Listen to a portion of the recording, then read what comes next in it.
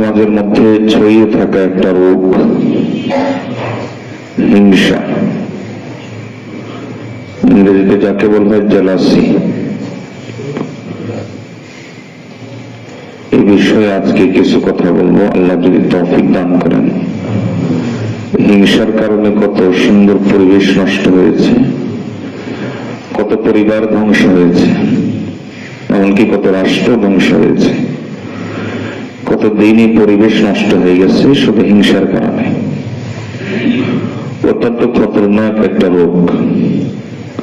পৃথিবীর মধ্যে যত গুনাহ হয় সব গুনাহ তিনটা অন্তরের রোগের কারণে হয়। আমাদের শরীর যেমন রোগী হয়, অন্তরও রোগী হয়। শরীর যেরকম নাপাক হয়, অন্তরও নাপাক হয়। শরীরের নাপাকি যেমন পেশাব, পায়খানা, রক্ত, বীর্য, পুজ, শরীরের নাপাকি। অন্তরের নাপাকি অহংকার, হিংসা, বিদ্বেষ, রিয়া, অজব, স্বার্থপরতা, এগুলো অন্তরের নাপাকি। শরীরের নাপাকির চাইতে অন্তরের নাপাকি খতরনাক বেশি। এর কারণ হলো শরীর নাপাক হলে এর কারণে গুনাহ হওয়ার সম্ভাবনা কম, কিন্তু অন্তরের নাপাকের কারণে গুনাহ হবেই। পৃথিবীর মধ্যে যত গুনাহ হয় সব গুনাহ অন্তরের কোনো না কোনো নাপাকের কারণে হয়। হাফিজ ইবনুল কাইয়্যিম রাহিমাহুল্লাহ বলতেন, আসলুল মাসিয়াতি সালাস। তিনি বলেন সব গুনাহ তিনটা অন্তরের নাপাকে দিয়ে তৈরি হয়। একটা হলো অহংকার, আরেকটা হলো হিংসা, আরেকটা হলো লোভ। দেখবেন যে কোনো গুনার পিছনে তিনটার যে কোনো একটা আছে, হয় অহংকার আছে, অথবা হিংসা আছে, অথবা লোভ আছে। হিংসা একটা সামাজিক ব্যাধি। এমন কোন পরিবার নাই যে পরিবারে হিংসা নাই, এমন কোন পরিবেশ নাই যে পরিবেশে হিংসা নাই। কি আলেম বলেন, কি দিনই পরিবেশ বলেন, কি বদ্দিনের পরিবেশ বলেন, সব জায়গাতে এই রোগটা বিদ্যমান। হিংসা মানে কি? একজনের কাছে একটা নেয়ামত আছে, আল্লাহ তাআলা তাকে দিয়েছেন। নেয়ামতটা দিনই নেয়ামত হতে পারে, দুনিয়াবি নেয়ামত হতে পারে। এই নেয়ামতটা তার কাছে না থাক, আমি এটা কামনা করছি, এটাই হিংসা। যেমন একজন সুন্দরকে, সে কেন সুন্দর হবে, আমার মন জ্বলে, সে সুন্দর না হোক। একজন দিনদার, সে কেন দিনদার হবে। একজন জনপ্রিয়, সে কেন জনপ্রিয় হবে। একজনের সম্পদ আছে, সে তার কাছে সম্পদ কেন থাকবে, না থাক। এটার নাম হলো হিংসা। নেয়ামতটা দিনই হতে পারে, নেয়ামতটা দুনিয়াবি হতে পারে, এর নাম হলো হিংসা। পৃথিবীর মধ্যে, মানব জাতির মধ্যে সর্বপ্রথম অপরাধ হয়েছে হিংসা। হিংসার কারণে প্রথম হত্যাকাণ্ড ঘটেছে, হাবিল এবং কাবিল। আর এমনিতে পৃথিবীর মধ্যে জিন জাতির মধ্যে সর্বপ্রথম অপরাধ অহংকার। ইবলিস অহংকার করেছে, আদম আলাইহিস সালামকে সিজদা দেয় নাই, প্রথম অপরাধ। অহংকার এবং হিংসা পৃথিবীর মধ্যে সংগঠিত সর্বপ্রথম অপরাধ। একটা করেছে ইবলিস, আর আরেকটা করেছে মানুষ, আদম আলাইহিস সালামের ছেলে কাবিল।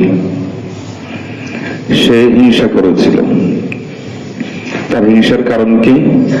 হাবিলের বউ সুন্দরী, তার বউ সুন্দরী না, এই হলো হিংসা। এই হিংসা করে সে চিন্তা করছে হাবিলের হত্যা করে তার বউ নিয়ে যাবে। এই হিংসা করে তারপরে সে হাবিলকে হত্যা করলো। আল্লাহ তাআলা কোরআন মাজিদের মধ্যে এই বিষয়ে বিস্তারিত আলোচনা করেছেন। আর তার হিংসার আরেকটা কারণ ছিল যে হাবিলের কোরবানি আল্লাহ কবুল করেছেন, তার কোরবানি আল্লাহ কবুল করেন নাই। দেখুন, হিংসার এখানে দুনিয়াবি কারণও আছে, দিনী কারণও আছে। বউকে পেয়ে যাবে, তার বউ কেন সুন্দরী, এটা হলো দুনিয়াবি কারণ। আর আর তার কোরবানি আল্লাহ কেন কবুল করলেন, আমারটা কেন কবুল করলেন না? এটা হলো দিনই কারণ। তাহলে বোঝা গেল হিংসা দুনিয়াবি কারণ হয়, দিনই কারণ হয়। যিনি যত মহান হন, যার কাছে যত বেশি গুণ থাকে, তাকে নিয়ে হিংসা তত বেশি করা হয়। এই জন্য এক বুজুর্গ বলতেন, তোমাকে নিয়ে যদি কেউ হিংসা না করে তাহলে অর্থ হলো তোমার কাছে কোনো গুণ নেই, তোমার কাছে কোনো নেয়ামত নাই। মানুষ তোমাকে নিয়ে হিংসা করছে, এর অর্থ হলো তোমার কাছে কিছু গুণ আছে, কিছু নেয়ামত আছে, এই জন্যই তো তোমাকে নিয়ে হিংসা করছে। রাসূলুল্লাহ সাল্লাল্লাহু আলাইহি ওয়াসাল্লাম তিনি ছিলেন সবার চেয়ে মহান, এই জন্য তাকে নিয়ে সবচেয়ে বেশি হিংসা করা হয়েছে। একদিকে হিংসা করেছে ইহুদি খ্রিস্টানরা, তাদের হিংসার কারণ ছিল তারা জানতো আমাদের নবীজি তিনি যে আল্লাহর পক্ষ থেকে রাসূল এবং শেষ নবী এবং রাসূল, শ্রেষ্ঠ নবী এবং রাসূল, এই কথাগুলো তারা একেবারে দিনের আলোর মতো জানত, পরিষ্কার ছিল তাদের কাছে। বিশেষ করে তাদের যারা ধর্মীয় গুরু ছিল তাদের কাছে পরিষ্কার ছিল। কিন্তু এরপরও নবী সাল্লাল্লাহু আলাইহি ওয়াসাল্লামকে স্বীকার করতে পারে নাই কেন? একটা হিংসা, যে নবীজি তাদের বংশ থেকে কেন আসলো না, অন্য বংশ থেকে কেন আসলো। এই একটা হিংসার কারণে ঈমান পর্যন্ত আনতে পারে নাই, ঈমান থেকে মাহরুম হয়ে গেছে হিংসার কারণে। মক্কার কাফেররা নবীজিকে হিংসা করেছে। নবীজি সাল্লাল্লাহু আলাইহি ওয়াসাল্লামের কাছে, তার কাছে এত কিছু কেন, তিনি এত কিছু জানেন কেন, এই জন্য তাকে হিংসা করে। তার অনুসরণ মানুষ করে কেন? এই যে আবু জাহাল, আবু লাহাব, এরা ঈমান আনতে পারে নাই, নবীজিকে কি তারা চিনত না? ভালো করেই চিনত। এমনকি এটা যে কোরআন আল্লাহর পক্ষ থেকে, আবু জাহাল এটা স্বীকারও করত গোপনে গোপনে, কিন্তু এরপরও ঈমান আনতে পারে নাই কেন? হিংসার কারণে। তার কাছে কেন, আমরা কেন? আমরা তো আগ থেকে মক্কার নেতা ছিলাম, আমরা কেন পেলাম না, তিনি কেন পেলেন?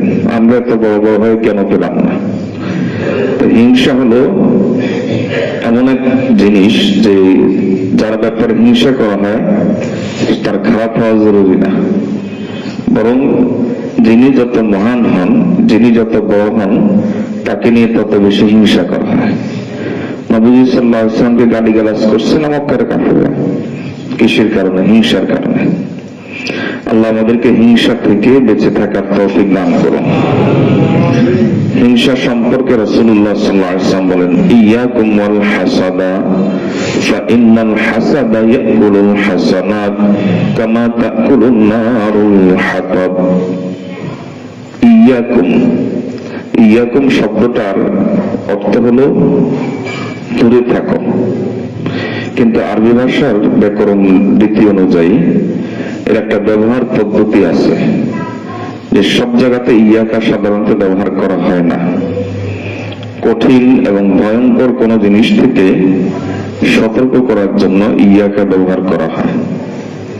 যেমন ইয়াকা ওয়াল আসাদ, বাঘ থেকে দূরে থাকো। ইয়াকা ওয়াল হাইয়া, সাপ থেকে দূরে থাকো, সাপ কামড়াবে, বিচ্ছু কামড়াবে, দূরে সরো, তাড়াতাড়ি দূরে সরো। এই জাতীয় জায়গাতে ইয়াকা শব্দ ব্যবহার করা হয়। রাসূলুল্লাহ সাল্লাল্লাহু আলাইহি ওয়াসাল্লাম এই শব্দটা ব্যবহার করেছেন হিংসার ব্যাপারে, অর্থাৎ এটা সাপ বিচ্ছুর মতো, এটা বাঘের মতো। নবী সাল্লাল্লাহু আলাইহি ওয়াসাল্লাম বলেন যে তোমরা এই হিংসা থেকে বেঁচে থাকো, কারণ এটা নেক আমলগুলোকে খেয়ে ফেলে। যেমন শুকনা নাকড়ি, আগুন শুকনা নাকড়িকে খেয়ে ফেলে, ঠিক তেমনি ভাবে হিংসা মানুষের নেক আমলকে খেয়ে ফেলে। আপনি কষ্ট করে নামাজ পড়বেন, যার ব্যাপারে হিংসা করছেন আপনার নামাজের সব তার আমল নামায় যাবে, আপনার আমল নামে থাকবে না। আপনি কষ্ট করে সাদকা করেছেন, যার ব্যাপারে হিংসা করেছেন আপনার সব তার আমল নামায় যাবে, আপনার আমল নামে থাকবে না। তলাবিহীন ঝুড়ির মতো নিচ দিয়ে পড়ে যাবে, কিন্তু আমল তো আমল আল্লাহ নষ্ট করেন না। এই জন্য এটা আপনার ঝুড়িতে থাকবে না, আরেকজনের ঝুড়িতে চলে যাবে। আপনার পাত্রে থাকবে না, আরেকজনের পাত্রে চলে যাবে, এই হিংসার কারণে। রাসূলুল্লাহ সাল্লাল্লাহু আলাইহি ওয়াসাল্লাম বলেন যে শুকনা লাকড়ি, আগুন যেভাবে খেয়ে ফেলে শুকনা লাকড়িকে, হিংসা মানুষের নেক আমলকে এভাবে খেয়ে ফেলে। এত ভয়ঙ্কর জিনিস। কোরআন এবং সুন্নাহর মধ্যে দেখা যায় যে মানুষের আমল খেয়ে ফেলে, নষ্ট করে। এরকম আমল হলো অল্প কয়েকটা। যেমন একটা হলো শিরিক, মানুষের আমল নষ্ট করে দেয়। আর একটা কুফরি, মানুষের আমল নষ্ট করে দেয়। বেদাত মানুষের আমল নষ্ট করে দেয়। হিংসা মানুষের আমল নষ্ট করে দেয়। রিয়া মানুষের আমল নষ্ট করে দেয়। এই কয়েকটা জিনিস মানুষের আমলকে নষ্ট করে দেয়। তো তার মধ্যে একটা হলো হিংসা। হিংসা মানুষের আমলকে নষ্ট করে দেয়। অহংকারী আমল করলো, তো অহংকারী আমলের মধ্যে যদি ইখলাস থাকে তাহলে আমলের সব সে পেয়ে যাবে। কিন্তু হিংসা এরকম, হিংসা আপনি আমল করলেন, যার ব্যাপারে যার জন্য হিংসা করেছেন তার আমল নাম আপনার একটা চলে যাবে। এই জন্য ফকি আবুল লাইস রাহমাতুল্লাহ আলাইহি তিনি বলেন যে হিংসার 5টা শাস্তি দুনিয়াতেই সে পায়। হিংসার 5টা শাস্তি দুনিয়াতেই পায়। 1 নম্বর হলো ওয়াম্মুল লা ইয়ানকাতি, এমন দুশ্চিন্তা যা কখনো শেষ হয় না। কারণ তার অন্তরে সবসময় জ্বালা, অমুকের কেন এটা আছে, আমার প্রতিবেশীর কেন এটা আছে, আমার ভাইয়ের কেন কেন। হিংসা কিন্তু নিকটজনের সাথে বেশি করা হয়। এজন্যই বলা হয় আল আকারিব কাল আকারিব, আত্মীয় স্বজন হলো বিচ্ছুর মতো। আত্মীয় স্বজনে আত্মীয় স্বজনকে বেশি হিংসা করে। আশ্চর্যের ব্যাপার, একটা দ্বিমুখী আচরণ আত্মীয়দের মধ্যে থাকে। একটা হলো বিপদে আপনার বিপদে সেই সবার আগে দৌড়ে আসবে, আবার বিপদে সেই আপনাকে আগে ফেলবে। আত্মীয়দের মধ্যে দ্বিমুখী আচরণ থাকে। তো হিংসা এমন এক জিনিস, এটা সবচেয়ে বেশি নিকটজন যারা তারা করে। কাছের লোকরা হিংসা বেশি করে, আত্মীয় স্বজন হিংসা বেশি করে। তো হিংসার 5টা দুনিয়াবি শাস্তি। একটা শাস্তি হলো বাম্মুল্লাহিয়ানকাতিয়া, যে হিংসা করে সে সবসময় মনের মধ্যে একটা পেরেশানি পুষে রাখে। তার পেরেশানি কখনো শেষ হয় না, যে অমুকের কেন এটা আছে, আমার কেন নেই। এটা পেরেশানি, অন্তর জ্বালা। আর একটা হলো মুসিবাতুন লা ইউজারু আলাইহা, সে সবসময় একটা বিপদের ভিতরে থাকে। যাকে হিংসা করে তার যত বাড়ে তার অন্তর জ্বালা তত বাড়ে। এটা একটা বিপদ। অথচ বিপদে পড়লে আল্লাহ তাআলা গুনাহ মাফ করেন। আর এই বেচারা এমন কষ্টের ভিতরে আছে, এই কষ্টের কোনো গুনাহ মাফ নাই, বরং উল্টা গুনাহ হয়। হাদিসে এসেছে রাসূলুল্লাহ সাল্লাল্লাহু আলাইহি ওয়াসাল্লাম বলেন, বান্দা ছোট্ট বিপদে পড়লে গুনাহ মাফ করেন। এমনকি একটা সুই মনে করেন হারিয়ে গেছে, আপনি সাথে সাথে পেয়ে গেছেন, গুনাহ মাফ। আপনি একটু ধাক্কা খেলেন, সামান্য ব্যথা পেলেন, একটা গুনাহ মাফ হয়েছে। এমনকি আমাদের মাশায়েখ দৃষ্টান্ত দেন যে ধরেন আপনি বাম পকেটের ভিতরে মোবাইল বা কলম রেখেছেন, তো আপনি সাধারণত রাখেন ডান পকেটে। যখন দরকার হয়েছে আপনি হাত দিয়েছেন ডান পকেটে, নাই মোবাইল। 1 সেকেন্ডের জন্য মন খুব করে উঠলো, মোবাইলটা কই গেল। এরপরে মনে পড়লো বাম পকেটে, তো বাম পকেটে পেয়ে গেছেন। এই 1 সেকেন্ডের পেরেশানির কারণে আল্লাহ একটা গুনাহ মাফ করেছেন। এটা হলো নিয়ম আল্লাহ তাআলার। কিন্তু হিংসা হলো এমন কষ্ট, এমন বিপদ, এমন মুসিবত, এই বেচারা কষ্টের ভিতর থাকে কিন্তু কোনো সওয়াব পায় না। ফকি আবুল লাইস রাহমাতুল্লাহ আলাইহি বলেন, হিংসার 3য় শাস্তি হলো মাযাম্মাতুন লা ইউহমাদু আলাইহা।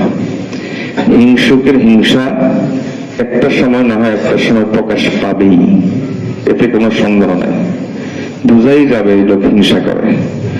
হিংসুকের হিংসা একসময় প্রকাশ পাবেই। তো হিংসুকের হিংসা যখন প্রকাশ পাবে তখন বদনাম হবে, অমুক লোক হিংসুক, তার বদনাম হবে। এটা দুনিয়াবি শাস্তি। আর আরেকটা শাস্তি হলো ইয়াসখাতু আলাইহির রব। হিংসুকের হিংসার কারণে রব তার উপর অসন্তুষ্ট হন, মালিক তার উপর নাখোশ হন। আরেকটা কঠিন শাস্তি আছে, সেটা হলো তুগলাকু আলাইহি আবওয়াবুত তাওফীক। হিংসুক নেক আমল করতে পারে না। হিংসার কারণে আল্লাহ তাআলা তার জন্য নেক আমলের দরজাগুলো বন্ধ করে দেন, হিংসার কারণে। এই জন্য আমরা এই হিংসা থেকে বেঁচে থাকবো তো ইনশাআল্লাহ, বলি না সবাই ইনশাআল্লাহ। মনকে বড় করবেন, মনকে বড় করবেন। যার মন যত বড় আল্লাহ তাকে তত বড় করেন, এটা আল্লাহর নিয়ম। আপনি মনকে যত ছোট করবেন আল্লাহ আপনাকে তত ছোট করবেন। যিনি যত বিনয়ী হন তিনি তত বড় হন, যিনি যত উদার হন তিনি তত বড় হন। ছোটরা উদার হতে পারে না, সংকীর্ণ মনেরা উদার হতে পারে না, জালিম অত্যাচারী বিনয়ী হতে পারে না। আল্লাহ আমাদেরকে বিনয় এবং হিংসা মুক্ত সিনা দান করুন, সবাই আমিন। সালফে সালেহিন হিংসা সম্পর্কে কিরকম দৃষ্টিভঙ্গি লালন করতেন দেখেন। এর আগে বুঝি হিংসা এত বড় গুনাহ কেন, এটা কবিরা গুনাহ কি জন্য, এত বড় গুনাহ কি জন্য হিংসা। হিংসার কারণে পৃথিবীতে হত্যাকাণ্ড পর্যন্ত সংগঠিত হয়। তো এটা এত বড় গুনার কারণ কি? কারণ হলো দুইটা, ওলামায়ে কেরাম লেখেন কারণ দুইটা। একটা হলো হিংসুক কেমন যেন তকদির উপর ঈমান রাখে না। হিংসুক তার আচরণ দিয়ে বোঝায় যে আমার তকদির উপর বিশ্বাস নাই। আল্লাহ তাআলা একটা বন্টন করেছেন, একজন সুন্দর একজন কালো, একজনকে দিয়েছেন একজনকে দেন নাই। এটা এই বন্টনটা করেছেন কে? আল্লাহ। এখন আমি বুঝাচ্ছি অমুকের কেন আছে, আমার মনোকষ্ট, আল্লাহ এই বন্টনটা ঠিক হয় না। হিংসুক হিংসার মাধ্যমে কেমন যেন এটা বোঝায় যে আল্লাহর এই বন্টনটা ঠিক হয়নি, আল্লাহ অমুককে কেন দিলেন, আমাকে দেওয়ার দরকার ছিল। তো হিংসুক কেমন যেন আল্লাহ তকদিরের উপর সে আপত্তি করে। অথচ একজন মুমিন সবসময় আল্লাহর সন্তুষ্টি, আল্লাহর ফয়সালা এগুলো তালাশ করবে এবং এগুলোর উপর সে খুশি থাকবে। এই জন্য তো আমরা ঈমানে মুফাসসালের মধ্যে পড়ি কি, যে আমানতু বিল্লাহি ওয়া মালাইকাতিহি ওয়া কুতুবিহি ওয়া রুসুলিহি ওয়াল ইয়াউমিল আখির ওয়াল কদরি খাইরিহি ওয়া শাররিহি মিনাল্লাহি তাআলা। আল্লাহ যে বন্টন করেছেন তাকদীর, এটাকে বন্টন, আল্লাহর এই বন্টনটা, এটার উপর আমি ঈমান এনেছি। এটা ভালো মন্দ আল্লাহর উপর, ভালো হলো তিনি আমার কল্যাণের জন্য দেন, খারাপ হলো আল্লাহ আমার কল্যাণের জন্য দেন। এখন হিংসুক কেমন যেন বুঝা আল্লাহ অমুককে কেন দিলেন, আমাকে কেন দিলেন না। এই জন্য হিংসা এত বড় গুনাহ, তকদীরের উপর আপত্তি। আরেকটা কারণ হলো হিংসুক কেমন বোঝায়, কেমন যেন বোঝায় ইদ্দাউল ইস্তিহকাক। বাংলায় অর্থ হলো এটার হক আমি রাখি, এটার দাবিদার আমি, এটা পাওয়ার হক আমার, অমুকের না। অর্থাৎ আল্লাহ তাআলার ইনসাফের উপর সে আপত্তি তোলে যে আল্লাহ ইনসাফ করেন নাই, এটা আমার পাওয়ার পাওনা ছিল, অমুক কেন পেল। হিংসুক কেমন যেন আল্লাহর ইনসাফের উপর আপত্তি তোলে। এই কারণে হিংসা এত বড় গুনাহ। সালফে সালেহিন হিংসাকে কোন দৃষ্টিতে দেখেন? দেখেন আব্দুল্লাহ ইবনে মাসউদ রাদিয়াল্লাহু তাআলা, মনে মনে তওবা করতে থাকি আমরা, জীবনে আর হিংসা করব না, বলি ইনশাআল্লাহ। আল্লাহ তৌফিক দান করুন সকল আমিন বলি। এই রোগ আমাদের সবার কাছে আছে, কম বেশি একেবারে সবার কাছে আছে। আল্লাহ আমাদের সকলকে হেফাজত করুন। আব্দুল্লাহ ইবনে মাসউদ রাদিয়াল্লাহু তাআলা আনহু, তিনি একবার মজলিসের মধ্যে বললেন, লা তুআদু নি'মাল্লাহি আযজা ওয়া জাল, আল্লাহর নিয়ামত নিয়ে শত্রুতা করো না। একজন লোক প্রশ্ন করে বসলো, নিয়ামত নিয়ে আবার শত্রুতা হয় নাকি? নিয়ামতের বিরুদ্ধে কেমনে শত্রুতা হয়? তখন আব্দুল্লাহ ইবনে মাসউদ রাদিয়াল্লাহু তাআলা ব্যাখ্যা দিলেন, আল্লাযীনা ইয়াহসুদুনান নাস আলা মা আতাহুমুল্লাহু মিন ফাদলিহি, নিয়ামত নিয়ে শত্রুতা হয় এভাবে, আল্লাহ যদি কাউকে কোনো কল্যাণ দেন, কোনো নিয়ামত দেন, কোনো গুণ দেন, তখন যারা ওটা নিয়ে হিংসা করে তারাই আল্লাহ নিয়ামত নিয়ে শত্রুতা করে। আল্লাহ নিয়ামতের ব্যাপারে শত্রুতা করবে না। এজন্য হিংসুক এমন এক প্রজাতির লোক যে আপনি তাকে জীবনে সন্তুষ্ট করতে পারবেন না। এজন্য হযরত মুআবিয়া রাদিয়াল্লাহু তাআলা বলতেন, পৃথিবীর মধ্যে আমি সবাইকে সন্তুষ্ট করতে পারবো, বেঈমান কাফের যা আছে সম্পদ দিব, খুশি হয়ে যাবে। হিংসুক হলো এমন এক গোষ্ঠী, কুল্লুন নাস আস্তাতিউ আন আরদিহু ইল্লা হাসিদান, আমি প্রত্যেককে সন্তুষ্ট করতে পারবো কিন্তু হিংসুককে পারবো না। কারণ হিংসুক ততক্ষণ পর্যন্ত সন্তুষ্ট হবে না যতক্ষণ পর্যন্ত আমি তাকে যতই দেই সে সন্তুষ্ট হবে না। যতক্ষণ পর্যন্ত আমি ফকির না হবো ততক্ষণ সে খুশি হবে না। দেখবেন এটা আত্মীয় স্বজনের মধ্যে বেশি। আপনি আত্মীয়ের জন্য যতই করেন খুশি হবে না। খুশি হবে তখন যখন আপনি বিপদে পড়বেন। আবার বিপদে পড়লে মনে মনে কিন্তু আবার দুঃখ তারা পাবে। একদিকে খুশি হবে আর একদিকে দুঃখ পাবে। এজন্য খুশি হয়ে মনে মনে খুশি হবে, দুঃখ পাবে, এজন্য চোখের পানিও দিবে। দুই রকম আচরণ। এজন্যই আরবিতে প্রবাদ হলো আত্মীয় হলো বিচ্ছুর মতো। এর অর্থ এই নয় যে আত্মীয়তার হক নষ্ট করবেন, আমি বাস্তবতা বুঝাচ্ছি। এই জন্য রাসূলুল্লাহ সাল্লাল্লাহু আলাইহি ওয়াসাল্লাম আত্মীয়তার হক বর্ণনা করতে গিয়ে এটা বলেন যে তোমার সাথে ভালো আচরণ করলে তুমিও ভালো আচরণ করবা, এটা আত্মীয়তার বন্ধন নয়। আত্মীয়তার বন্ধন হলো সে তোমার সাথে সম্পর্ক খারাপ করবে, তুমি ভালো করবা।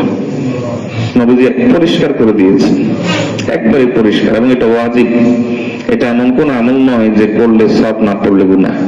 এটা আপনার করতে হবে, মনের বিপরীতে এই কাজটা করতে হবে। নবীজি বলেন সিলমান কাতাক, যে তোমার সাথে সম্পর্ক ছিন্ন করে যে আত্মীয়, তার সাথে তুমি সম্পর্ক রক্ষা করো। এটা ফরজ, এটা ওয়াজিব, এটা হক। এটা এমন নয় যে সুন্নত না করলে কোনো গুনাহ নাই, নফল না করলে কোনো গুনাহ নাই। এটা করতেই হবে, আপনার না করলে গুনাহ হবে। এবার সে আত্মীয় আপনার সাথে যত খারাপ আচরণই করুক না কেন, আমরা এই জিনিসগুলো পরিষ্কার করে জানি না, বুঝি না। এই জন্য মনে করি যে আমি কেন করবো, সে করছে নাকি, আমি কেন খবর রাখবো, সে আমার খবর রাখছে নাকি। এটা কেন বলি? কারণ মাসালা জানি না। সে খবর রাখবে না, এটা হলো সাধারণ, এটা স্বাভাবিক। আর আপনি খবর রাখবেন, এটা হলো আপনার জন্য ওয়াজিব। আপনার জন্য ওয়াজিব, না রাখলে কবিরা গুনাহ হবে। আল্লাহ আমাদেরকে বোঝার তৌফিক দান করুন। তো রাসূলুল্লাহ সাল্লাল্লাহু আলাইহি ওয়াসাল্লাম সাহাবী মুআবিয়া রাদিয়াল্লাহু তাআলা বলেন, সবাইকে আমি খুশি করতে পারবো কিন্তু হিংসুককে পারবো না। মুহাম্মদ ইবনে সিরিন রাহমাতুল্লাহ আলাইহি বলেন, আচ্ছা হিংসা আমি কেন করব? লোকটা যদি জান্নাতি হয় তাহলে সে তো জান্নাতে আরো বড় জিনিস পাবে, তো হিংসা কত করব? ওখানে তো এত বেশি পাবে যে হিংসা করে শেষ করতে পারবো না, হিংসা কত করব? আর যদি সে যদি জাহান্নামী হয় তাহলে হিংসা করার কি আছে? সে তো জাহান্নামে যাচ্ছে, সে আমার যাকে দেখতে পারে না তাকে, সে তো একদম নির্দিষ্ট জায়গাতে যাচ্ছে, তাহলে হিংসা করার দরকার কি? আল্লাহ আমাদেরকে হিংসা থেকে হেফাজত করুন, সবাই বলে আমিন।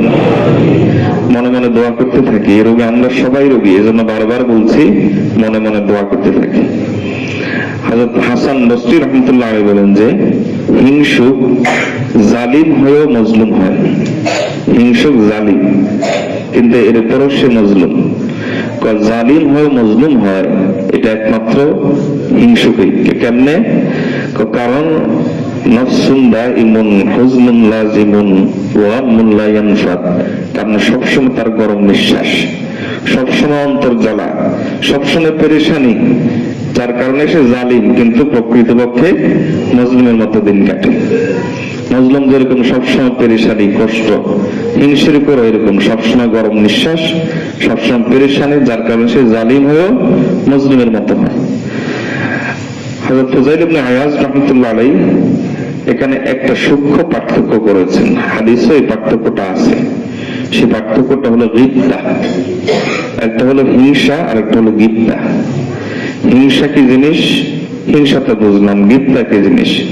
গীবতা হলো আরেকজনের একটা নেয়ামত দেখে আমি অনুপ্রাণিত হওয়া, এই নেয়ামতটা আমারও দরকার, আমারও এরকম অর্জন করা দরকার, কিন্তু তার থেকে চলে যাক এটা আমি চাই না, বরং তার আরো বাড়ুক, আমিও তার মতো হচ্ছি। এটাকে বলা হয় গীবতা। এটাকে বাংলায় বলা হয় ঈর্ষা। আরেকজনের নেয়ামত দেখে অনুপ্রাণিত হওয়া, যে আমারও এরকম হওয়া দরকার, এটা হিংসা না, এটা গীবতা। হাদিসে এটাকে ঈমানের অংশ বলা হয়েছে। হিংসা এটা খারাপ, কিন্তু গীবতা এটা ভালো। হ্যাঁ, দুনিয়ার কোনো বিষয় গীবতা করলে এটা যদিও জায়েজ না, জায়েজ না, কিন্তু সম্ভাবনা আছে হিংসায় চলে যাওয়ার। এই জন্য আল্লাহর কাছে দোয়া করতে হয় যে আল্লাহ আমাকে হিংসা থেকে বাঁচান।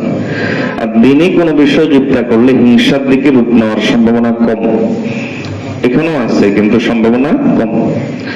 এজন্য হযরত ফুযাইল ইবনে ইয়াজ রাহমাতুল্লাহ আলাইহি বলতেন, আল গিবতাতু মিনাল ঈমান ওয়াল হাসাদু মিনান নিফাক। গিবতা বা ঈর্ষা হলো ঈমানের অংশ, আর হিংসা হলো মুনাফিকের অংশ। এজন্য মুমিন গিবতা করে, হিংসা করে না, আর মুনাফিক হিংসা করে, ঈর্ষা করে না। এটা এক সূক্ষ্ম বিষয়। গিবতার একটা দৃষ্টান্ত দেই। যেমন এই উম্মতের মধ্যে একজন বড় মেধাবী লোক ছিলেন, তার নাম ছিল ইমাম শামসুদ্দিন যাহাবী রাহমাতুল্লাহ আলাইহি। 1,00,000 হাদিস, 1,00,000 রাবী অর্থাৎ হাদিস বর্ণনাকারী, তাদের জীবনী আগা থেকে গোয়া তার মুখস্থ ছিল। 1,00,000 হাদিস মুখস্থ করা এটাও তো অনেক বড় বিষয়। সেখানে 1,00,000 মানুষের জন্ম তারিখ, মৃত্যু তারিখ, তারপর বিস্তারিত জীবনী মুখস্থ রাখা এটা সহজ বিষয় না। এমনকি তিনি বলতেন যে আল্লাহ তাআলা রূহের জগতে একটা প্রশ্নোত্তর করছেন না, আলাস্তু বিরব্বিকুম, আমি তোমাদের রব নই। তিনি বলেন এটা আমার এখনো স্পষ্ট মনে আছে। এবার কি পরিমাণ মেধাবী ছিলেন চিন্তা করেন। তিনি বলতেন যে পাহাড়ের নিচে ওই 1,00,000 বর্ণনাকারীকে যদি দাঁড় করিয়ে দেওয়া হয়, আর আমি যদি পাহাড়ের চূড়ায় থাকি, আর তার চেহারা যদি আমার কাছে সামনে আসে, পরিষ্কার হয়, স্পষ্ট হয়, তাহলে আমি প্রত্যেকের জীবনী এত বেশি ভালো জানি যে আমি প্রত্যেককে বলে দিতে পারবো এ হলো অমুক, এ হলো অমুক, এ হলো অমুক। এমন মেধাবী ছিলেন তিনি ইমাম শামসুদ্দিন যাহাবী রাহমাতুল্লাহ। বলা হয়ে থাকে যে তার আগে পরে এত মেধাবী অতিবাহিত হয়েছেন আল্লাহ ভালো জানেন। এখন এরকম মেধা কে না চায়? হাফিজ ইবনে হাজার আসকালানী রাহমাতুল্লাহ আলাইহি তিনি জমজমের কূপের পানি পান করার সময়, জমজমের কূপের পানি পান করার সময় দোয়া করলে আল্লাহ তাআলা কবুল করেন, হাদিসে আছে। তো জমজমের কূপের পানি পান করার সময় তিনি দোয়া করলেন, হে আল্লাহ, আপনি আমাকে ইমাম শামসুদ্দিন যাহাবীর মতো মেধা দান করেন। আল্লাহ তাআলা তার এই দোয়া কিছুটা কবুল করেছেন, যার কারণে তিনি হাফেজ হাদিস হয়ে গেছেন, 1,00,000 হাদিসের হাফেজ ছিলেন। এরপরে এটাকে গিবতা বলে, এটা হিংসা না। অমুকের মতো আমি হতে চাই, এটা হিংসা না। এরপরে ইমাম ইবনে হাজার আসকালী রাহমাতুল্লাহ আলাইহি তিনি তো দোয়া করছেন। মোল্লা আলী কারী রাহমাতুল্লাহ আলাইহি হানাফি মাযহাবের একজন বড় ইমাম, ইনি 1,00,000 হাদিস মুখস্থ জানতেন এবং হাদিসের হাফেজ ছিলেন। 1,00,000 হাদিস মুখস্থ জাননেওয়ালা, হাদিসের হাফেজ, এদের সংখ্যা উম্মতের মধ্যে খুব বেশি না, হাতে গোনা, হাতে গুনে বলা যাবে এই কয়জন, এটা সোজা ব্যাপার না। এই মোল্লা আলী কারী রাহমাতুল্লাহ আলাইহি তিনিও জমজমের কূপের পানি পান করার সময় তিনি বললেন যে একবার মনে করছি দোয়া করবো ইমাম শামসুদ্দিন যাহাবীর মতো আল্লাহ আমাকে মেধা দেন, সাহস হয় না, এজন্যই দোয়া করতে পারি না, কলিজা ছোট, এজন্য দোয়া করছি হে আল্লাহ ইবনে হাজার আসকালীর মতো মেধা দান করেন। আল্লাহ তাআলা তাকেও হাফেজ হাদিস বানিয়ে দিয়েছেন। এরপরে আমাদের ভারতবর্ষের হুজ্জাতুল ইসলাম আনোয়ার শাহ কাশ্মীরি রাহমাতুল্লাহ আলাইহি উনিও জমজম কূপের পানি পান করার সময় দোয়া করছেন। উনি মনে করলেন যে একবার চিন্তা করি শামসুদ্দিন যাহাবীর মতো মেধা আল্লাহর কাছে চাই না, আল্লাহ তো দিতে পারবেন অবশ্যই, কিন্তু আমার সাহস হয় নাই। এই জন্য আমি চিন্তা করলাম ইবনে হাজারের ব্যাপারে তো জানি, এজন্য এতটুকু সাহস হয় নাই। এরপরে দোয়া করলাম সাহস করে, আল্লাহ মোল্লা আলী কারীর মতো মেধা দান করেন। আল্লাহ তাআলা তাকে এমন মেধা দিয়েছেন যে একটা জিনিস একবার কোনোভাবে কানে গেলেই ভালো করে শোনা লাগতো না, একবার কোনোভাবে ওনার কানে পড়লেই উনি সারা জীবন মুখস্থ রাখতে পারতেন। এরকম মেধা আল্লাহ তাকে দান করেছে। তো এটা হলো গিবতা, এটা হিংসা না, এটা ঈমানের অংশ। আল্লাহ আমাদেরকে হিংসা থেকে বেঁচে থাকার তৌফিক দান করুন। হিংসুকের হিংসা থেকে বাঁচার জন্য আল্লাহ তাআলা কোরআন মাজিদে আমাদেরকে দুটা সূরা দান করেছেন। বলেন কোন কোন সূরা? সূরা ফালাক এবং নাস। 3 বেলা আমল করবেন। হাদিসও আছে, এক বেলা হলো মাগরিবের পরে, আরেক বেলা হলো ফজরের পরে, আর আরেক বেলা হলো ঘুমানোর আগে। 3 বার পরে হাতে ফু দিবেন, সারা শরীর মাখাবেন, আপনি প্যাকেট হয়ে গেছেন, দুর্গে ঢুকে গেছেন। এবার হিংসুক যতই হিংসা করুক আপনার কোনো ক্ষতি করতে পারবে না। এই জন্য আমলটা আমরা করবো তো ইনশাআল্লাহ। দেখুন আরেকটা জিনিস আছে, প্রদর্শনী কম করবে। এখন তো প্রদর্শনী আমরা বেশি করি, ঢাকঢোল পিটাই। প্রদর্শনী কম করা, এটা হিংসুকের হিংসা থেকে বাঁচার একটা উপায়। হযরতে ইয়াকুব আলাইহিস সালাম, তার তো অনেক সন্তান ছিল, 11 সন্তান। তো হযরত ইয়াকুব আলাইহিস সালামের সব সন্তান যুবক। তো সন্তানরা যখন ওই যে মিশরে যাচ্ছে খানার জন্য, ইউসুফ আলাইহিস সালাম মিশরে তখন, আর বাকিরা সেখানে যাচ্ছে খাদ্য আনার জন্য। এবার বাবা হিসাবে তিনি কি নসিহত করতেছেন দেখেন, ইয়া বুনাইয়া লা তাদখুলু মিন বাবিন ওয়াহিদিন ওয়াদখুলু মিন আবওয়াবিন মুতাফাররিকা। হে আমার সন্তানেরা, এক গেট দিয়ে ঢুকিও না। সব ভাই এক গেট দিয়ে ঢুকলে হিংসুকদের বদনজর লাগবে। এই যে বদনজর, যেটা এটা হিংসার কারণে হয়। আল আইনু হাক্কুন, হাদিসে আছে বদনজর এটা সত্য, যে যার অন্তরে যত বেশি হিংসা তার নজরটা তত বেশি লাগে। এজন্য হাদিসে রাসূলুল্লাহ সাল্লাল্লাহু আলাইহি ওয়াসাল্লাম বদনজর থেকে বাঁচার জন্য দোয়া শিক্ষা দিয়েছেন। সূরা ফালাক নাস আমল করলে ওটা বদনজর থেকে বাঁচা যায়। তো ইয়াকুব আলাইহিস সালাম তাকে বললেন যে এক গেট দিয়ে ঢুকিও না, ভিন্ন ভিন্ন গেট দিয়ে ঢুকো। এর কারণ কি, যখন মানুষ দেখবে বদনজর লাগতে পারে। বদনজর লাগা এটা স্বাভাবিক। এই জন্য নেয়ামত গোপন করা আর আল্লাহর কাছে শুকরিয়া আদায় করে, এটা হলো নিয়ম। আমাদের বুজুর্গ হযরত মিয়া আজগর হোসেন রাহমাতুল্লাহ আলাইহি দারুল উলুম দেওবন্দের প্রধান মুফতি ছিলেন। মুফতি শফি রহমাতুল্লাহ ওনার শাগির্দ ছিলেন, তখন তিনি ছাত্র। উনিও পরবর্তীতে পাকিস্তানের প্রধান মুফতি হয়েছেন, মুফতি তকি উসমানের আব্বা। তো মুফতি শফি রহমাতুল্লাহ আলাইহি যখন ছাত্র মিয়া আজগর হোসেনের কাছে গেছেন একদিন, তো ওস্তাদ শাগির্দ উনি আম খাচ্ছিলেন, আম। তো উনি ওই সময় আমের মৌসুম ছিল না। আমের চিল্কা, যখন আম চিল্কা বুঝিত, আমের চিল্কা গুলো মুফতি শফির কাছে দিয়ে বললেন, ছাত্রের কাছে দিয়ে বললেন যে এগুলো এমন ভাবে ফেলবা যেন কেউ না দেখে, বুঝুন নাই? তখন সব উনি ছাত্র বললো যে হযরত এটা কি জন্য? তো এটা এই জন্য, আমার প্রতিবেশী সবাই এখন অমৌসুমে আম খাওয়ার তাদের সে যোগ্যতা নাই, ও টাকা পয়সা নাই, প্রতিবেশীদের বাচ্চা কাচ্চা আছে, আমার সম্ভব না সবার কাছে আম পৌঁছানো, আমার এত পয়সা নাই। এখন আমি যদি আমার চিন্তাগুলো এমন জায়গায় ফেলি যে আরেকটা বাচ্চা তার মনে হাহাকার করবে, তা গরম নিঃশ্বাস বের হবে, একজন প্রতিবেশী গরম নিঃশ্বাস বের হবে। এজন্য এমন ভাবে ফেলবা। আমাদের বাবা কিভাবে খেয়াল রাখতেন, উনি পয়সাওয়ালা ছিলেন, ব্যবসায়ী ছিলেন, তো আলহামদুলিল্লাহ যথেষ্ট পয়সা ছিল, কিন্তু প্রতিবেশীর বাড়ি যতক্ষণ পর্যন্ত বিল্ডিং হয় না তিনি ততক্ষণ বিল্ডিং করেন নাই। কেন? প্রতিবেশীর যেন তার দিলে না লাগে। এই জন্য এই জাতীয় সূক্ষ্ম কয়েকটা দিক আলোচনা করলাম, খেয়াল রাখবেন যে নেয়ামত প্রদর্শন করা এর দ্বারা হিংসা বাড়ে, এটা বদনজরকারী বদনজর লাগে। নেয়ামত প্রদর্শন করা এটা ইসলামে কাম্য নয়। হিংসা থেকে বাঁচার জন্য ছোট্ট করে 3টা চিকিৎসা দিই, যেন আমি হিংসা থেকে বাঁচতে পারি, আমার অন্তর যেন হিংসা না আসে। হিংসার অনেকগুলো স্তর আছে, স্তরগুলো আলোচনা করার মতো আপাতত সময় নেই। আমি শুধু চিকিৎসা দিই, আমরা সবাই বুঝে আমরা এই রোগে আছি, এই জন্য আপাতত চিকিৎসা দিই। একটা চিকিৎসা হলো, যার ব্যাপারে হিংসা হচ্ছে তার জন্য দোয়া করবেন। বলে কেমনে, এটা কি সহজ? হ্যাঁ, এই কঠিন কাজটাই করবেন। মনের বিপরীতে তার জন্য দোয়া করবেন, আল্লাহ তার এই নেয়ামত হিংসা হচ্ছে তো আমার, আপনি তার এই নেয়ামত আরো বাড়িয়ে দেন।